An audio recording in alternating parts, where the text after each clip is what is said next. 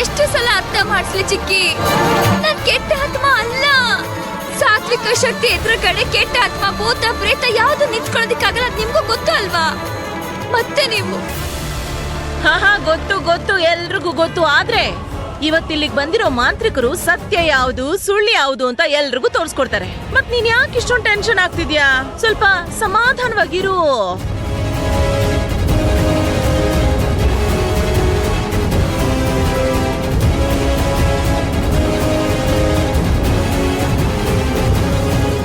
ಅಜ್ಜಿ, ನೀವ್ ಎಲ್ರಿಗೂ ಅರ್ಥ ಮಾಡ್ಸಿ ಅಲ್ವಾ? ನೀವ್ ನಮ್ಗಿಂತ ಪ್ರಪಂಚ ಜಾಸ್ತಿ ನೋಡಿದೀರಾ.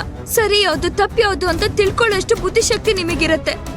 ನನ್ ಕಣ್ಗಳನ್ನ ನೋಡಿ ಅಜ್ಜಿ, ನಾನ್ ಸುಳ್ಳು ಹೇಳ್ತಾ ಇದ್ದೀನಿ ಅನ್ಸುತ್ತಾ?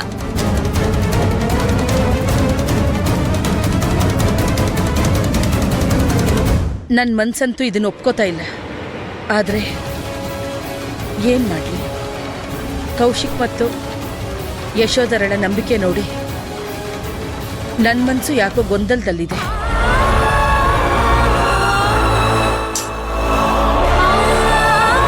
ಇವರಿಬ್ರು ವೈನಿಧಿ ತುಂಬಾ ಜಾಸ್ತಿ ಪ್ರೀತಿ ಮಾಡ್ತಿದ್ಲು. ಕೌಶಿಕ್ ಮತ್ತೆ ಯಶೋಧರ, ಅವರಿಬ್ರಿಗೂ ವೈನಿಧಿ ಕಾಣಿಸ್ಕೊಂಡಿದ್ದಾಳೆ.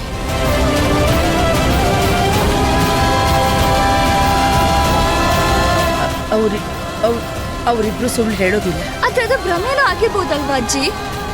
ಒಂದೇ ವಿಷಯದ ಬಗ್ಗೆ ತಲೆಯಲ್ಲಿ ಓಡ್ತಾನೆ ಇದ್ರೆ ಅದು ಹಾಗೆ ಅನ್ಸದಲ್ವಾ ಅಜ್ಜಿ?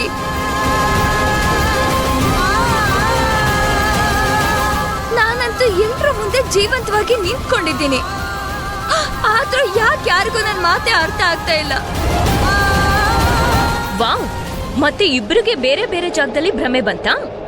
ಗ್ರೇಟ್. ಡು ಯು ಥಿಂಕ್ ನಾವೆಲ್ಲರೂ ದಡ್ರ ಅನ್ಕೊಂಡಿದ್ಯಾ? ಅದ್ ಕನ್ಸು ಆಗಿರ್ಬೋದು ಅಲ್ವಾ? ಕನ್ಸಲ್ಲ, ಎಲ್ಲ ನಿಜಾನೇ.